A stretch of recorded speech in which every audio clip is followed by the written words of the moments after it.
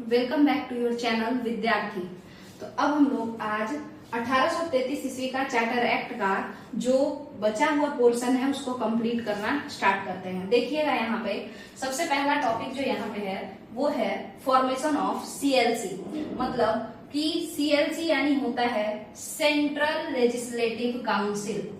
CLC का मतलब क्या यहाँ पे है, ये हम शॉर्ट फॉर्म में लिखे हैं। सीएलसी एग्जाम वगैरह में नहीं लिखना होता है, एग्जाम में सेंट्रल लेजिस्लेटिव काउंसिल ही लिखना होता है। ठीक है, तो इसका मतलब यहाँ पे है सेंट्रल लेजिस्लेटिव काउंसिल। यहाँ पे इस बात को समझिएगा कि अब भारत में जो ब्रिटिश ईस्ट इंडिया कंपनी है, इसको एक पावर मिल रहा है और खास करके ब्रिटिश ईस्ट इंडिया कंपनी के एक प्रेसिडेंसी को। और वो कौन सा प्रेसिडेंसी है? बंगाल प्रेसिडेंसी। इस बात को समझिएगा कि 1833 ईस्वी के चार्टर एक्ट में फॉर्मेशन हुआ है किस चीज का? एक काउंसिल का, एक परिषद का। ठीक है, और वो परिषद क्या है, किस चीज का है? तो विधायिका का है। ठीक है, तो केंद्रीय विधायिका, इसको हिंदी में क्या कहते हैं? केंद्रीय विधायिका। अब ये काउंसिल का मतलब परिषद होता है, बट बोलते क्या है इस पूरे सेंट्रल लेजिस्लेटिव काउंसिल को? केंद्रीय विधायिका। तो यहाँ पे पहली बार अंग्रेजी शासन में एक केंद्रीय विधायिका बन करके आया है। इसका मतलब क्या हुआ? इसका मतलब है कि ब्रिटिश ईस्ट इंडिया कंपनी के पास अब विधि बनाने का पावर आ गया है। इसका मतलब क्या हुआ कि ब्रिटिश ईस्ट इंडिया कंपनी के पास अब विधि बनाने का पावर आ गया है। इसी को इंग्लिश में क्या कहेंगे कि now the company has the power to legislate the law या टू लेजिस्लेट लॉज। नियम को बनाना, विधि को बनाने का जो पावर होता है ना, तो उसी को हम लोग लेजिस्लेट करना कहते हैं। विधि को बनाना, कानून को बनाने के पावर को ही हम लोग लेजिस्लेट करना कहते हैं। कानून को बनाने को, पावर को नहीं, कानून बनाने का मतलब होता है लेजिस्लेट करना। कानून बनाना मतलब टू मेक लॉज, उसी का मतलब है टू लेजिस्लेट लॉज। ठीक है, मतलब पॉलिटिकल साइंस के भाषा में। ठीक है, तो ये हो गया। तो अब ब्रिटिश ईस्ट इंडिया कंपनी के पास क्या है? शक्ति आ गई है, विधि बनाने की शक्ति आ गई है। इसका मतलब है कि पहले ये शक्ति नहीं होगी, तभी ना हम कह रहे हैं कि 1833 ईस्वी में एक केंद्रीय विधायिका, एक सेंट्रल लेजिस्लेटिव काउंसिल बनकर के आया है। हम ये कह रहे हैं कि 1833 ईस्वी के चार्टर एक्ट के मदद से जो है यहाँ पे ब्रिटिश ईस्ट इंडिया कंपनी के लिए, या यूं कहिए कि अंग्रेजी राज के लिए, भारत में ब्रिटिश राज के लिए एक केंद्रीय विधायिका बन करके आया है। तो इसका मतलब क्या है कि पहले ये नहीं था। तो अगर ये पहले नहीं था तो इसका मतलब है कि राज मतलब ब्रिटिश राज को पहले विधि बनाने का, भारत के अंदर जो लोग शासन कर रहे थे उन लोगों को विधि बनाने का कुछ खास पावर नहीं होगा। इसका तो यही मतलब है कि उन लोगों को विधि बनाने का कुछ खास पावर नहीं होगा। तो उस जमाने में विधि क्या बनाए ही नहीं जाते थे गवर्नर्स के द्वारा। तो आपको बता दें कि छोटा मोटा बात जो होता था ना, छोटी बातों के लिए जो यहाँ पे ब्रिटिश राज की अलग अलग प्रेसिडेंसीज थी, वो लोग अपना नियम बना लेती थी। बट रियल कानून कौन भेजता था? British parliament. रियल कानून कौन भेजता था? British parliament. जैसे कि आप सुने होंगे कि जब बजट वगैरह, पैसा, रेवेन्यू, सिविल मैटर्स, ये सब जो होता था और मिलिट्री का मैटर, जितना भी चीज, वो सबको किससे जाकर के सहमति लेना पड़ता था? इस कंपनी को, जो भारत पे राज कर रही थी, वो तो ये कंपनी ही थी। ये कंपनी अपना जितना भी रेवेन्यू माने पैसा से रिलेटेड, पैसा कमाना, राजस्व, राजा का आय, तो ये कंपनी जितना भी पैसा कमाती थी, जितना भी मिलिट्री वॉर्स वगैरह ये सब होता था, वो सब का हिसाब किताब उन सब के बारे में इस कंपनी को ब्रिटिश पार्लियामेंट के मंत्री को बताना पड़ता था, है ना। उन्हीं मंत्रियों को ना हम बोर्ड ऑफ कंट्रोलर कहते हैं, उन्हीं मंत्रियों को हम बोर्ड ऑफ कंट्रोलर कहते हैं। ऐसे मंत्री का बोर्ड जो कि ब्रिटिश ईस्ट इंडिया कंपनी को भारत में कंट्रोल करने आए थे, उन्हीं लोगों को बोर्ड ऑफ कंट्रोलर कहते हैं। ये board of controller British parliament के मेंबर ऑफ पार्लियामेंट ही तो थे, ये ब्रिटिश संसद में सांसद के तौर पे काम करते थे। समझ में आया। तो इस कंपनी को जाकर के अपना सारा बात बताना पड़ता था, और ये लोग जिस तरीके का नियम सजेस्ट करता था वैसा ही नियम यहाँ बनता था। कौन लोग नियम बनाते थे? ये बनाता था, ये लोग board of controller, member of parliament of Britain, जो कि जिसको कि असाइन किया गया था, जिसको रखा गया था इस काम के लिए कि तुम भारत में जो ब्रिटिश राज है उसका नियम कानून रुपया पैसा सब देखोगे, जांचोगे, ठीक है। तो उसके पहले यानी 1833 के पहले 3 प्रेसिडेंसी जो आपका था, किसका? ब्रिटिश राज का। भारत में ब्रिटिश राज का कितना प्रेसिडेंसी था? 3 ठो था।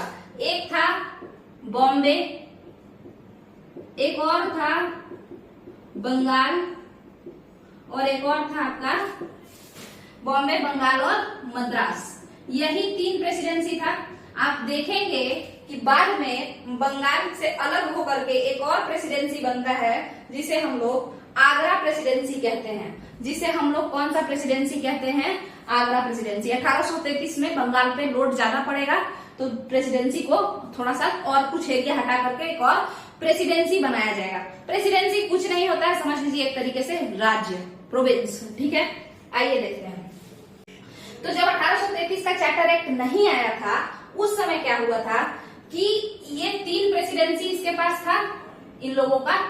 भारत में ब्रिटिश राज के 3 प्रेसिडेंसी थे और हर प्रेसिडेंसी का गवर्नर होता था, ठीक है। हर प्रेसिडेंट, हालांकि बंगाल के गवर्नर के पास पावर ज्यादा दे दिया गया था तो इस वजह से इसको गवर्नर जनरल कहा जाता था बंगाल का, और मद्रास का भी गवर्नर होता था, ठीक है। 1833 ईस्वी के चार्टर एक्ट से पहले इन 3 प्रेसिडेंसी का काम क्या था कि जो बॉम्बे के गवर्नर हैं, जो बंगाल के गवर्नर जनरल हैं और जो मद्रास के गवर्नर हैं, उन लोगों को एक काम करना होता था कि वो लोग अपना जो ब्रिटिश सांसद लोग नियम बना करके भारत के लिए भेजे हैं उसको लागू करना होता था।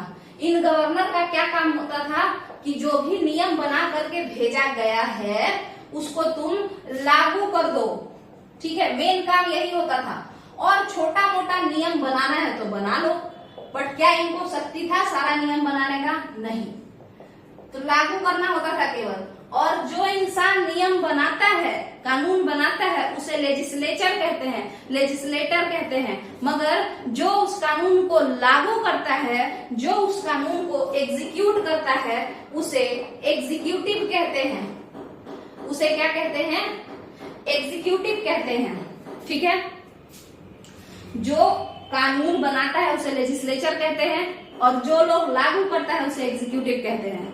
अब जो 4-5 लोग मिल के लागू कर रहे हैं, हम उनके ग्रुप को क्या कहेंगे? एग्जीक्यूटिव काउंसिल कहेंगे। हम उनके ग्रुप को क्या कहेंगे? एग्जीक्यूटिव काउंसिल कहेंगे।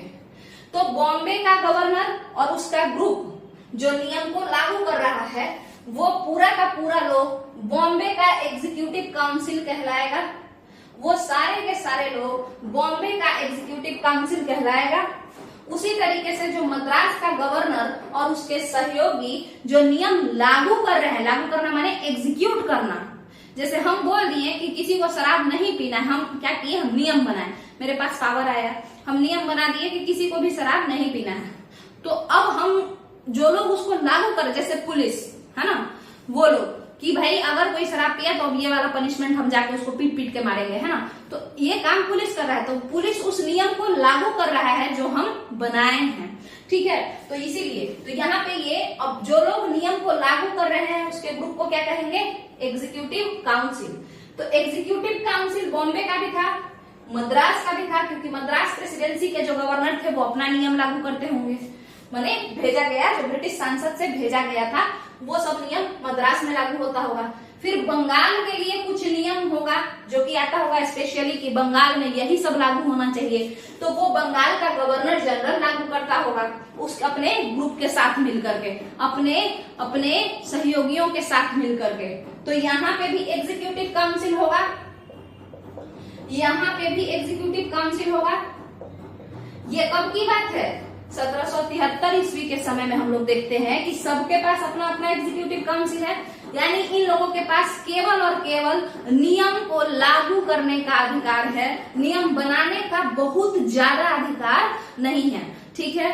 मगर जब यहाँ पे जब 1833 ईस्वी के चार्टर एक्ट के मदद से एक केंद्रीय विधायिका का निर्माण हुआ, तो अब ब्रिटिश राज को भारत के लिए नियम बनाने का अधिकार प्राप्त हो गया। और पूरे भारत के लिए नहीं, वैसे क्षेत्र जिसपे कि ब्रिटिश राज का कंट्रोल था, भारत का वैसा क्षेत्र जिसपे कि ब्रिटिश राज का कंट्रोल था, वहां पे अब इन लोगों को नियम बनाने का अधिकार प्राप्त हो गया। कब? जब केंद्रीय विधायिका बन गई, ठीक है। अब बताइए, जब केंद्रीय विधायिका बन गई तो बॉम्बे के लिए अलग केंद्रीय विधायिका और फिर मद्रास के लिए अलग और बंगाल के लिए अलग, तो ये थोड़ा ज्यादा हौच-पौच नहीं हो जाता? इसीलिए, और इसको कहा जा रहा है कि ये केंद्रीय है, और केंद्र तो एक ही होता है, राज्य कई हो सकते हैं, सेंटर तो एक ही होगा ना, स्टेट कई हो सकते हैं। तो इसीलिए कहा गया कि हम एक काम करते हैं, ब्रिटिश राज 3 प्रेसिडेंसी से बना हुआ है। कौन कहा? ब्रिटिश पार्लियामेंट ने कहा कि ब्रिटिश राज कितने प्रेसिडेंसी से है भारत में? 3 प्रेसिडेंसी से, बॉम्बे, मद्रास और बंगाल। हम इन तीनों में से किसी एक को सेंटर घोषित कर देते हैं। तो सेंटर किसको घोषित किया गया? जो सबसे ज्यादा पैसा देता था। आपको तो पता होगा, एनसीईआरटी क्लास 8 में ही लिखा हुआ है कि बंगाल पूरे एशिया का 60% व्यापार में भाग लेता था, ठीक है। मतलब इसको लिखा ऐसा है कि 60% जो निर्यात होता था, निर्यात मतलब यहाँ से जो हम लोग सामान बेचते थे, तो पूरे के पूरे एशिया का 60% सामान बंगाल का होता था। मतलब अगर एशिया महादेश से 100% सामान बाहर के महादेशों में बेचा जा रहा है, तो 60% सामान केवल और केवल हमारे बंगाल का होता था। तो इसी कारण से चूंकि बंगाल सबसे अमीर है, तो इसी को हम क्या बना देंगे? सेंटर बना देंगे। और ब्रिटिश पार्लियामेंट इसको क्या बना दिया? बंगाल को अब पूरे भारत में ब्रिटिश राज का सेंटर, केंद्र। और इसी बंगाल में क्या कर दिया? कहा कि यहीं पर सेंट्रल लेजिस्लेटिव काउंसिल खुल गया, यानी केंद्रीय विधायिका बन गई यहाँ पे, ठीक है। कहने का मतलब है कि ये केंद्रीय विधायिका दिल्ली में थी या बंगाल में? तो बंगाल में, ठीक है। तो इसीलिए यहाँ पे लिखा हुआ है कि फॉर्मेशन हो गया है किसका? सेंट्रल लेजिस्लेटिव काउंसिल का, केंद्रीय विधायिका का फॉर्मेशन हो गया है।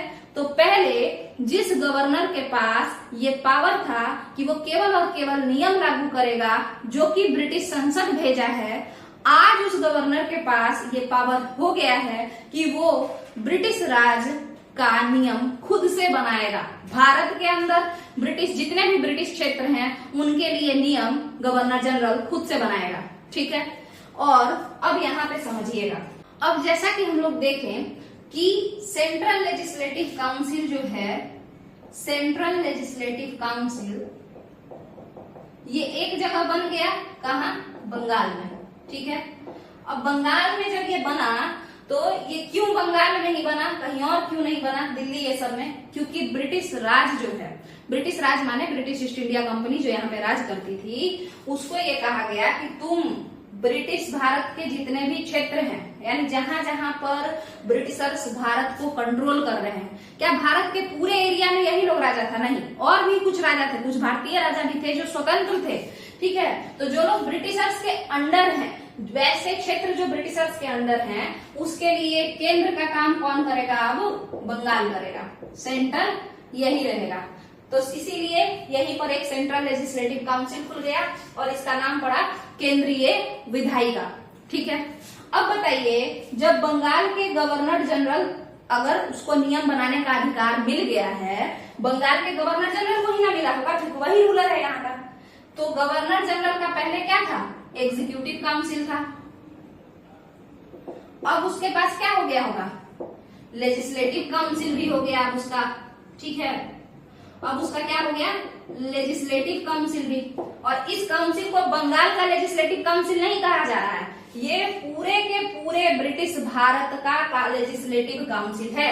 यानी जितना भी भारतीय क्षेत्र जो ब्रिटिशर्स के अधीन है उन सब के लिए नियम यही बनाएगा, यही बंगाल वाला गवर्नर जनरल, ठीक है। सेंट्रल लेजिस्लेटिव काउंसिल इसको नाम दिया गया।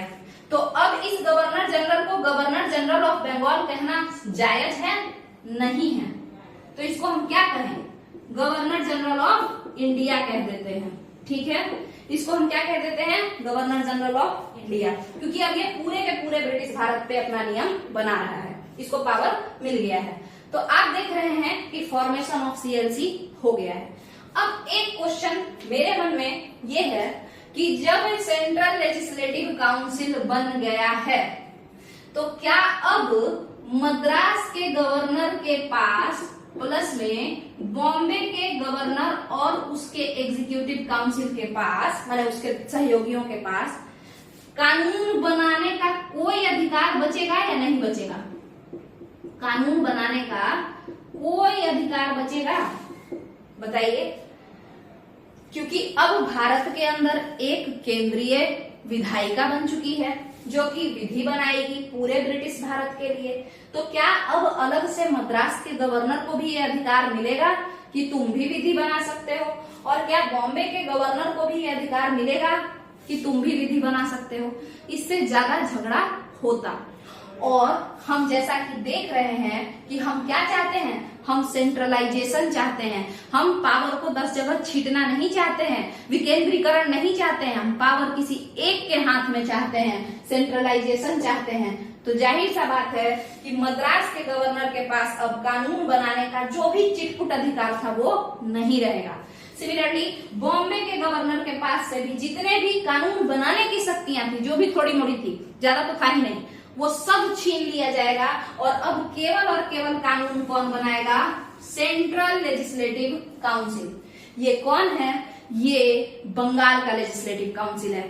और मतलब ऐसा नहीं है, ये पूरे भारत के लिए है, पूरे ब्रिटिश भारत के लिए है, यानी जहां जहां पे भी भारत में ब्रिटिशर्स का राज है, ठीक है। और यही काउंसिल अब सबके लिए नियम बनाएगा, ठीक है। अब बात करते हैं कि जब ये नियम बनाएगा तो उसमें एक प्रोविजन है कि बजट सारा यही बनाएगा। बजट का सारा काम कौन देखेगा, central legislative council. Central legislative council कौन है, वही बंगाल वाले लोगों को अब ऊंचा पदवी दे दिया गया है। अब बंगाल को स्टेट नहीं कह करके बंगाल को केंद्र घोषित किया गया है। ब्रिटिश राज का भारत में केंद्र बंगाल घोषित हो चुका है। तो वही लोग अब बजट भी सारा का सारा भारत का सारा बजट वाला मैटर वही लोग बनाएंगे, यही सेंट्रल लेजिस्लेटिव काउंसिल नियम बनाएगी। क्लियर है यहाँ तक का? तो आप देखेंगे कि बजट वाला बात भी कहीं ना कहीं लिखा होगा। अगर इसमें नहीं लिखा है तो आप जान जाइए कि बजट निर्माण करने की शक्तियां पूरे तरीके से किसके हाथ में आ गई थी, इसी सेंट्रल लेजिस्लेटिव काउंसिल के हाथ में आ गई थी, ठीक है। अब हम लोग देखेंगे कि यहाँ पे फॉर्मेशन हो चुका है सीएलसी का, ठीक है, यानी फॉर्मेशन किसका हो चुका है, सेंट्रल लेजिस्लेटिव काउंसिल का। और मद्रास और बॉम्बे के लेजिस्लेटिव पावर को छीन लिया गया है और सारा का सारा लेजिस्लेटिव पावर माने कानून बनाने की शक्ति, और सारा का सारा कानून बनाने का पावर किसको मिल गया है, सेंट्रल लेजिस्लेटिव काउंसिल को, केंद्रीय विधायिका को, ठीक है। अब आते हैं हम लोग, इससे क्या हुआ, इस अगर हम सारा का सारा पावर एक किसी हाथ में दे दिए तो क्या केंद्रीकरण नहीं हुआ, क्या सेंट्रलाइजेशन नहीं हुआ। सेंट्रलाइजेशन माने सत्ता का केंद्रीकरण, किसी एक के हाथ में पावर आ गया, ठीक है। और चूंकि अब गवर्नर जनरल जो बंगाल वाला है वही ना, उसी का ना एरिया को, बंगाल के ही एरिया को केंद्र घोषित किया गया। तो अब इस एरिया का जो रूलर है उसको केवल बंगाल का रूलर कहना अच्छा नहीं लगता है, इसीलिए गवर्नर जनरल ऑफ बंगाल का नाम बदल के गवर्नर जनरल ऑफ इंडिया रख दिया गया। और first governor general of India Lord William Bentinck थे। बेंटिक के पास सूचना गया कि भाई अब तुम केवल बंगाल के राजा नहीं रहे, ब्रिटिश राज का भारत में जितना भी क्षेत्र है तुम सबके राजा बन गए हो अब चार्टर एक्ट 1833 के कारण। इसीलिए अब तुमको गवर्नर जनरल ऑफ बंगाल कोई नहीं कहेगा, सब लोग कहेंगे क्या, गवर्नर जनरल ऑफ इंडिया। और इस तरीके से लॉर्ड विलियम बेंटिक क्या बन गए, गवर्नर जनरल ऑफ इंडिया। ठीक है, क्या यहां तक का क्लियर है? तो यहाँ पे हमने देखा कि सेंट्रल लेजिस्लेटिव काउंसिल का फॉर्मेशन हो गया है और सेंट्रलाइजेशन आ गया है। गवर्नर जनरल ऑफ बंगाल सबसे बड़ा पावर बन चुका है, अब सारा पावर उसी के हाथ में आ गया है। मद्रास और बॉम्बे से पावर छीना जा चुका है। चलिए अब बताते हैं आगे। अब हम लोग देखेंगे कि सेंट्रल लेजिस्लेटिव काउंसिल में कौन कौन लोग थे। ठीक है, सेंट्रल लेजिस्लेटिव काउंसिल में कौन कौन लोग थे, है ना। तो देखिएगा, आपको पता है कि बंगाल अब क्या है, बंगाल ब्रिटिश राज का सेंटर है, केंद्र है। जैसे दिल्ली हमारे लिए भारत का केंद्र है, वैसे ही ब्रिटिश राज का भारत में केंद्र कौन था, बंगाल। ठीक है, और यहाँ पे केंद्रीय विधायिका बन चुकी है। तो इस केंद्रीय विधायिका में जो लोग थे कि इस केंद्रीय विधायिका में कौन कौन लोग रहेंगे, तो जो पहले जो लागू करता था नियम बंगाल में, एग्जीक्यूटिव और उसके सहयोगी, जो लोग लागू करते थे और जो लोग नियम लागू करते थे, ब्रिटेन से भेजा हुआ नियम बंगाल में जो लागू करते थे, है ना, और उसके जो सहयोगी जितने भी लोग थे, जैसे गवर्नर जनरल ऑफ बंगाल पहले, और प्लस में और जो भी लोग थे, जैसे 3 लोग थे, कभी 4, कभी 3, कभी 2, ऐसे ही लोग रहे। ठीक है, तो ये जो लोग थे, इन्हीं लोगों को ये लोग लागू करते थे पहले बंगाल में नियम।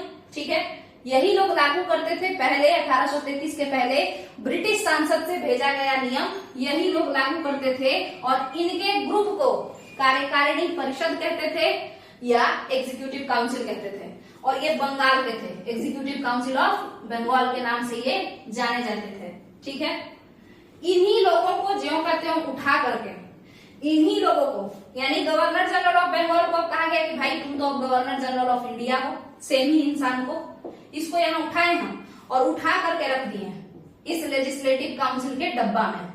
ये लेजिस्लेटिव काउंसिल है, केंद्रीय विधायिका, इसमें रख दिए कि जो इस एग्जीक्यूटिव काउंसिल में बैठा हुआ था पहले से, उसी को हम कह रहे हैं कि तुम ही जाओगे कानून बनाने भी। पहले तुम ब्रिटिश भारत का कानून लागू करते थे ना, तो अब कानून तुम ही बनाओगे, इसी को उठाए यहाँ रख दिए। और इसके जो 3 दोस्त थे उसको भी रख दिए, सेम ही दोस्तों को ले गए, बोले तुम भी बनाओगे। ठीक है, हालांकि आपको पता है कि इसमें सुप्रीम कौन है, गवर्नर जनरल।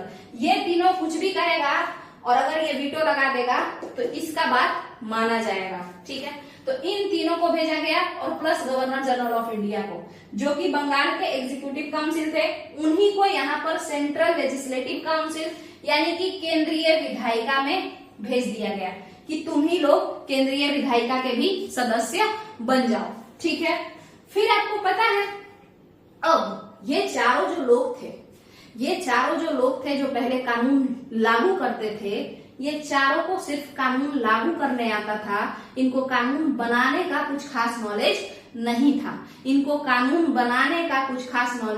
नहीं था। और इसी कारण है कि एक चौथे सदस्य के रूप में मतलब देखिएगा, एक चौथे सदस्य के रूप में यहाँ पे एक और मेंबर आते हैं। ठीक है, यहाँ पे एक बात समझ लीजिए कि यहाँ पे या तो इस तरीके से किसी बुक में ऐसे जोड़ा है कि चौथा सदस्य मतलब पहले governor general of India plus 2 लोग थे। ठीक है, और प्लस में एक और इंसान आ गया, तो अब ये एक इंसान ये हुआ, 2 ये हो गए, तो 3 लोग और एक अगला चौथा सदस्य आ गया।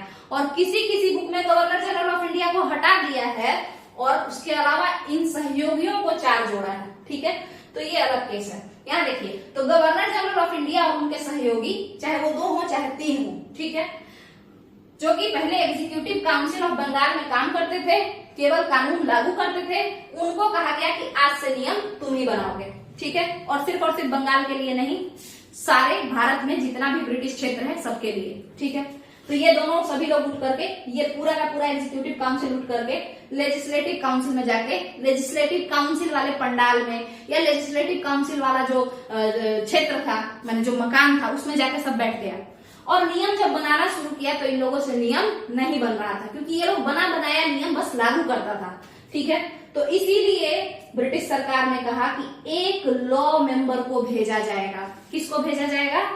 एक लॉ मेंबर को भेजा जाएगा। और इसीलिए आप देखेंगे कि चौथे सदस्य, फोर्थ मेंबर के तौर पर एक लॉ मेंबर आता है।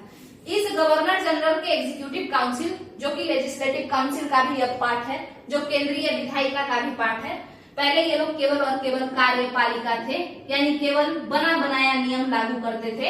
अब इनको यहाँ भी भेज दिया गया, इनसे नियम नहीं बन रहा है, इसीलिए एक महान विधिवेत्ता को भेजा गया है, यानी जो लॉ के बारे में जानता है, जिसको लॉ बनाना आता है, और उसी को चौथा सदस्य के रूप में यहाँ पे भेजा गया है। ठीक है, क्या ये विधिवेत्ता, इसका नाम क्या है पहले वो सुन लीजिए। इसका नाम है मैकॉले।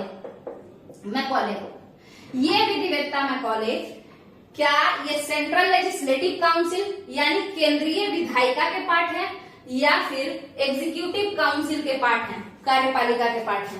तो जाहिर सा बात है कि ये केवल और केवल इस वाले डब्बा में फिट बैठ रहे हैं। इनको केवल कानून बनाने के लिए भेजा गया है, ना कि कानून लागू करने के लिए। यानी लॉर्ड मैकॉले किसके हिस्सा थे? केवल और केवल केंद्रीय विधायिका के हिस्सा थे, वो कार्यपालिका के हिस्सा नहीं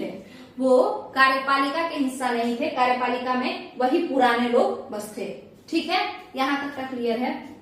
आगे चलते हैं। तो अब लॉर्ड मैकॉले जब आ गए तो उन्होंने कहा कि हम नियम तो बनाएंगे, बट नियम का कोडिफिकेशन होना चाहिए। कोडिफिकेशन माने स्पष्टीकरण कह लीजिए, अच्छे से उसको जो है तैयार करना पड़ेगा कि पहले ये नियम, इसके लिए ये, है ना। जैसे एग्जाम्पल के तौर पर समझिए, मान के चलिए कि सबसे पहले कहा गया कि इक्वालिटी होना चाहिए, है ना, समानता। बट उसके बाद देखा गया कि कुछ लोग तो बहुत गरीब हैं, तो उनके लिए फिर समता का अधिकार आया, इक्विटी का मतलब जैसे अगर कोई इंसान 2 रोटी खा रहा है और कोई इंसान ऐसा है जो भूखा मर रहा है और सरकार खाना बांटने आई, तो इक्वालिटी तो ये कहता है कि सरकार अगर 2 बिस्किट उसको देगी तो इसको भी 2 देगी। अब जो मान के चलिए एक राम है, राम 2 रोटी खा रहा है और एक श्याम है, वो भूखे बैठा है, और अब सरकार आई रोटी बांटने या बिस्किट बांटने।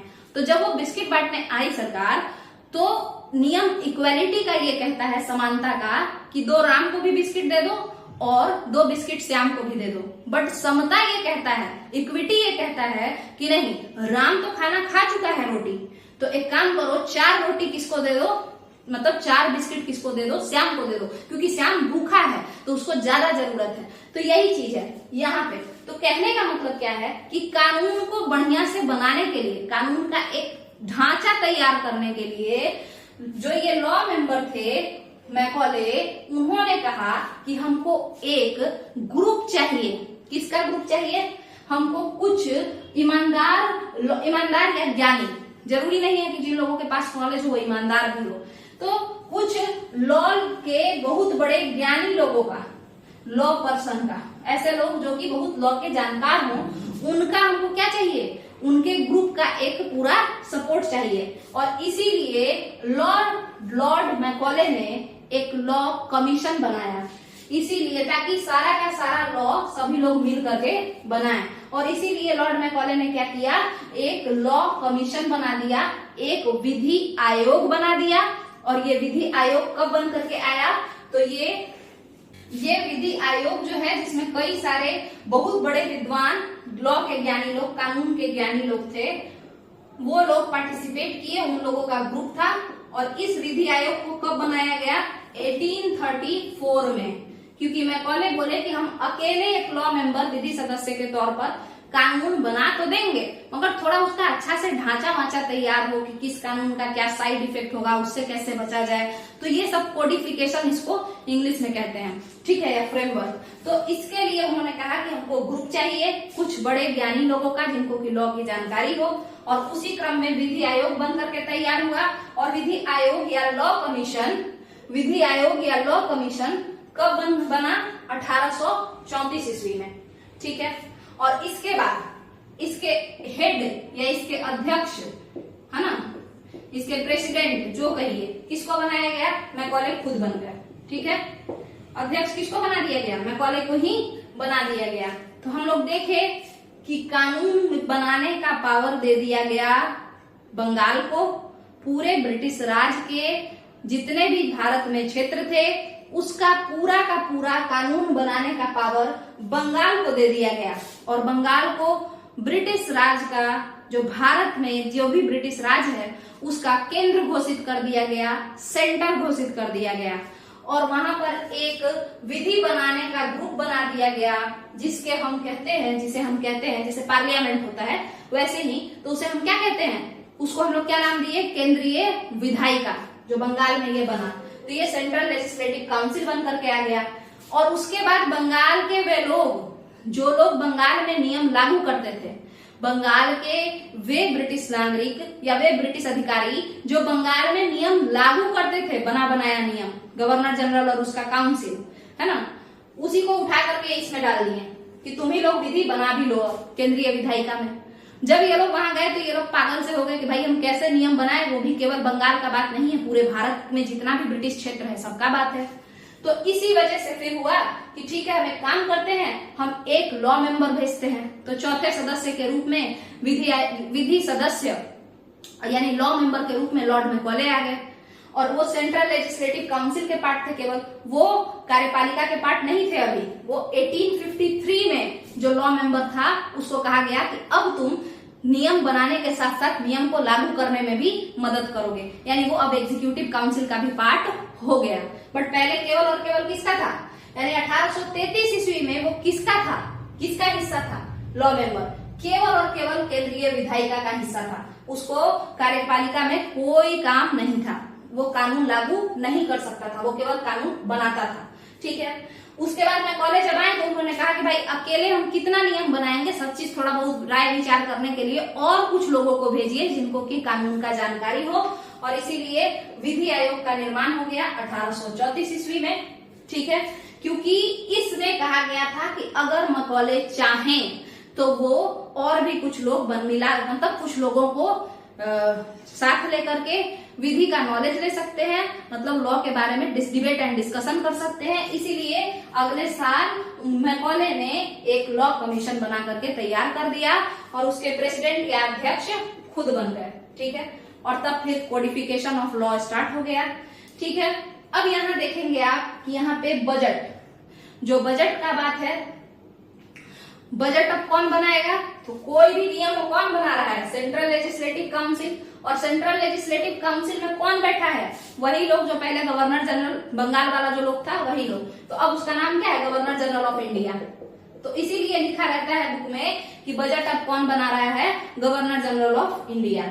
ठीक है, उसके बाद यहाँ आ जाइए, एक और नियम ये लोग ये बनाया इसी के तहत 1833 ईस्वी में ही, कि अब दास प्रथा का अंत होना चाहिए। कहाँ पे? भारत में। भारत में दास प्रथा का अंत होना चाहिए, ये 1833 ईस्वी में कहा गया। तो क्या तुरंत हो जाएगा क्या? नहीं, अभी तो बस वहां से चार्टर एक्ट आया है कि होना चाहिए, अब कानून बनेगा इस पे। और इसी क्रम में 10 साल बाद 1843 में अबोलिशन होता है, कानून बन जाता है। ये कौन कानून ये बनाया होगा? यही केंद्रीय विधायिका ये कानून बना देती है। और कहता क्या है ये लोग कि भाई एक्ट 5 के तहत, ये याद रखिएगा, ये बीपीएससी में पूछा था, एक्ट 5 कभी कभार पूछता है सती प्रथा किस एक्ट से प्रतिबंधित हुआ, यानी एक्ट 17 से। तो वही 1843 में, यानी इसके 10 साल बाद एक्ट 5 के तहत स्लेवरी को यानी कि दास प्रथा को खत्म किया गया। और उसके साथ साथ ये कहा गया कि जो भी दास लोग हैं उनका हेल्प किया जाए उनको रिकवर करने के लिए। रिकवर मतलब जो उनका लाइफ एकदम घटिया सा था, तो एक मेंटल ट्रॉमा जैसा हो जाता है, तो उसको पटरी पे लाने के लिए उनका हेल्प भी किया जाए, और स्लेवरी को खत्म कर दिया गया। तो ये आपका अबोलिशन ऑफ स्लेवरी हो गया। और इसके बाद एक इसी चार्टर एक्ट 1833 की एक धारा है, उसका नाम है धारा 87। धारा मतलब सेक्शन, किसी भी जैसे होता है ना आईपीसी की धारा, सीआरपीसी की धारा। तो उसी तरीके से चार्टर एक्ट 1833 में एक धारा था 87। तो ये याद रखना है, धारा 87। ये जो भेदभाव होता है ना जॉब में जैसे अभी कॉन्स्टिट्यूशन में आर्टिकल 15 और 16 ये सब इसी का बात करता है। आर्टिकल 15, 16 ये सब किससे रिलेटेड है? जॉब से ही रिलेटेड है। ठीक है। तो आगे बढ़ते हैं। एक ये कहता है कि भाई पब्लिक प्लेस पे, 15 कहता है कि पब्लिक प्लेस पे भेदभाव नहीं होना चाहिए, और 16 कहता है कि जॉब लेने में, पब्लिक जॉब मैंने प्राइवेट जॉब में तो वो अलग चीज है, मेरा जिसको मन करेगा हम उसी को रखेंगे, बट गवर्नमेंट जॉब में ऐसा भेदभाव नहीं होना चाहिए। ये 15 कहता है कि पब्लिक जॉब में भेदभाव नहीं, सॉरी ये पब्लिक प्लेस पे कहता है। 15 कहता है कि पब्लिक प्लेस पे भेदभाव नहीं होना चाहिए। आज के संविधान में जो अनुच्छेद 15 है वो कहता है कि पब्लिक प्लेस पे किसी के साथ भेदभाव नहीं होना चाहिए। जैसे पब्लिक प्लेस मतलब कोई तालाब हो गया, पोखरा हो गया, रेस्टोरेंट हो गया, आप खोले हैं कि कोई भी आके खा सकता है, वहां पे आप कह रहे हैं कि तुम इस जाति के हो, तुमको नहीं अंदर बैठने देंगे, तो ये आप नहीं कर सकते हैं। 16 जो है वो जॉब की बात करता है, और जॉब में कौन सा जॉब? Mainly government job. तो गवर्नमेंट जॉब में भेदभाव नहीं होना चाहिए। ठीक है, तो ये तो आर्टिकल, ये तो पॉलिटी का बात है, ये आज के संविधान की बात है। बट चार्टर एक्ट 1833 में एक धारा था 87, और ये धारा कहता था कि भेदभाव नहीं होना चाहिए। किस चीज में? जॉब में। भेदभाव नहीं होना चाहिए किस चीज में? जॉब में। किस आधार पर? जन्म के आधार पर भेदभाव नहीं होना चाहिए। जन्म के आधार पर भेदभाव नहीं होना चाहिए। काला गोरा के आधार पर, रेस के आधार पर भेदभाव नहीं होना चाहिए। धर्म के आधार पर भेदभाव नहीं होना चाहिए, यानी कि आप क्रिश्चियन है तो आपको ज्यादा सैलरी मिलेगा ब्रिटिश राज के समय, और आप हिंदू और मुस्लिम है तो आपको कम सैलरी मिलेगा। और उसके साथ साथ ओरिजिन के आधार पर, जैसे अगर आप यूरोपियन हैं तो आपको ज्यादा सैलरी मिलेगा, या आपका जन्म यूरोप में हुआ है, आप यूरोप के निवासी हैं, भारत आके रह रहे हैं तो आपको ज्यादा सैलरी मिलेगा, और आप भारत के निवासी हैं, भारत में जन्म लिए हैं तो ब्रिटिश भारत में आपको कम सैलरी मिलेगा। तो ये 4 आधार पर, किस किस के आधार पर? जन्म के आधार पर, मूल निवास कहाँ का है आपका, ब्रिटेन से है कि भारत के हैं, इसके आधार पर, धर्म के आधार पर, और काले गोरे के आधार पर जॉब में डिस्क्रिमिनेशन, भेदभाव नहीं करना है। ये कौन मना कर रहा था? चार्टर एक्ट 1833 का धारा नंबर 87। यहाँ पे आप बड़ा ध्यान से देखिए, यहाँ पे कह रहा है कि जन्म के आधार पर नहीं कर सकते हैं, मूल निवास के आधार पर नहीं कर सकते हैं भेदभाव, रिलीजन के आधार पर नहीं कर सकते हैं, काले गोरे के आधार पर नहीं कर सकते हैं, मगर यहाँ पे जेंडर का बात नहीं किया है, यानी लिंग के आधार पर भेदभाव कर सकते थे। यानी अगर कोई लड़की कुछ काम करेगी और कोई लड़का वही सरकारी नौकरी करेगा तो हो सकता है लड़का को ज्यादा पेमेंट दिया जाएगा, लड़की को कम पेमेंट दिया जाएगा। इसके साथ साथ ये भी हो सकता है कि ये वाला पोस्ट केवल लड़का को ही मिलेगा और ये वाला पोस्ट केवल लड़की को ही मिलेगा। तो ये दोनों ही चीजें हो सकती है, यानी जेंडर के आधार पर भेदभाव को जॉब में नहीं रोका गया था चार्टर एक्ट 1833 में। ये याद रखिएगा, खास करके बीपीएससी, टीआरई, बीपीएससी और जो भी पीसीएस यूपीएससी वाले जो लोग होते हैं उनको ये भी याद रखना पड़ता है कि किन आधार पर रोका गया है, ताकि अगर कह दिया कि क्या जेंडर के आधार पर भी धारा 87 रोका था, तो नहीं रोका था। जेंडर के आधार पर भेदभाव जायज था, नाजायज उस समय नहीं हुआ था। केवल 4 आधार थे, जन्म के आधार पर, कहाँ के निवासी हो उसके आधार पर, धर्म के आधार पर, और काले गोरे के आधार पर भेदभाव को मना किया गया था। ठीक है, मगर आपको भी पता है कि प्रैक्टिकली यहाँ पे ये सारे भेदभाव प्रेजेंट थे। जैसे जो गोरे थे या जो यूरोपियन थे उनको ज्यादा जो है फैसिलिटी दिया जाता था, उनको ज्यादा अच्छा खाना दिया जाता था, ज्यादा अच्छा सैलरी दिया जाता था, पर्क्स एंड प्रिविलेजेस ज्यादा अच्छा मिलता था। और जो भारतीय थे और उसमें भी जो काले थे तो उन लोगों का ज्यादा बेइज्जती होता था। ठीक है, ओरिजिन के आधार पर भी कि भारत और यूरोपियन है, तो इस बेसिस पर भी जो है थोड़ा बहुत भेदभाव होते ही रहता था। और इसका आप रिजल्ट भी देखेंगे कि कई बार रॉयल इंडियन नेवी का जो है आपका विद्रोह हुआ था इसी बेसिस पे कि हम लोग को खाना खराब देता है। वायुसेना विद्रोह भी किया था एक बार आपका कराची में, उसी समय में, मतलब 2-3 दिन बाद उसके 1946 में। तो वहां पे भी हम लोग देखते हैं कि क्रिश्चियन वर्सेज बाकी सैनिक में लड़ाई हो जाता था। क्रिश्चियन नहीं कहिए उसको, ब्रिटिशर्स वर्सेज बाकी सैनिक में लड़ाई हो जाता था, क्योंकि वो लोग गोरे थे और वो लोग अपने आप को सुपीरियर समझते थे और हम लोगों को टॉर्चर करते थे, खाना गंदा देते थे। ठीक है, तो ये तो नियम का बात हो गया। और यहीं पर आपका चार्टर एक्ट 1833 कंप्लीट हो गया। तो मेरे हिसाब से हम बहुत देर तक अच्छे से एक एक टॉपिक और एक एक जो इसका छोटा छोटा भी बात होता है कि अगर सेंट्रल लेजिस्लेटिव काउंसिल नाम क्यों पड़ा, और उसके अलावा उसमें कौन से लोग गए, क्या सेंट्रल लेजिस्लेटिव काउंसिल में कोई नया इंसान आके जुड़ गया या वही जो बंगाल का एग्जीक्यूटिव काउंसिल था वही उसी को ऊपर बैठा दिया, और किस तरीके से लॉ मेंबर आया, उसको क्या जरूरत हुआ, कैसे फॉर्मेशन हुआ, वो सारा चीज हम अच्छे से समझाने का कोशिश किए हैं। आपको पेशेंस के साथ इस वीडियो को अच्छे से देखना है। अगर वीडियो लंबा हो तो 10-10 मिनट जो है कर करके आराम से देख लेना है, 5 मिनट का ब्रेक ले ले करके, ठीक है। क्योंकि जो भी एग्जाम है, चाहे वो बीपीएससी वाला हो, यहाँ तक कि बीपीएससी टीचर भी, वो भी, और बाकी पीसीएस और यूपीएससी लेवल तक का जो एग्जाम होता है उसमें डीप में क्वेश्चन होता है, वो सीधे सीधे कुछ नहीं पूछता है। तो आपको अच्छे से नॉलेज रखना पड़ेगा, तभी जाकर के एग्जाम का ये अच्छा रिजल्ट आएगा। और उसके साथ साथ करंट अफेयर्स पे भी ध्यान देना पड़ता है, जो कि मेरा हमेशा से वीक रहा है। चलिए, अगर वीडियो पसंद है तो वीडियो को लाइक कीजिएगा, पेशेंस के साथ देख करके। अगर कुछ नहीं समझ में आया अच्छे से देखिएगा, क्योंकि वीडियो थोड़ा लंबा जाता है अच्छे से समझाने पे। और फिर भी कुछ नहीं समझ में आया तो नीचे कमेंट करके हमसे पूछ सकते हैं, हम उसको अच्छे से समझाने का कोशिश करेंगे रिप्लाई में, नहीं तो एक अलग वीडियो बना करके। चलिए, और हाँ, अगर जो ये वीडियो अगर ऐसा लगे कि स्पीड फास्ट है, स्पीड मतलब बोलने का जो स्पीड है वो तेज है, तो आप लोग जो है अपने से स्पीड को मतलब मिनिमाइज कर लीजिएगा, कम या ज्यादा उसमें आप कर सकते हैं यूट्यूब पे। चलिए, थैंक यू।